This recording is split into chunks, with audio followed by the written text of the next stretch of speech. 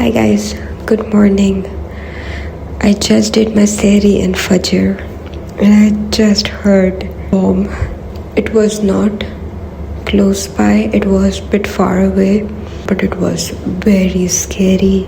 I don't know why, like in the morning, I just prayed to God that everything will be alright.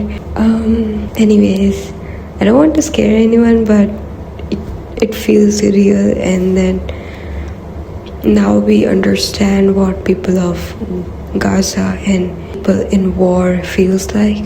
And I also just heard that Pakistan and Afghanistan, I guess, is still in war. I don't know what is happening with the world, but yeah, it's Ramadan, guys. Pray everything will be alright. Anyways, I'm going to go edit my previous vlog just now, and I have to work.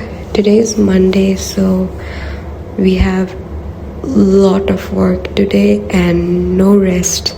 But I hope today will be a productive day because I'm going to put everything in my closet and get it all ready.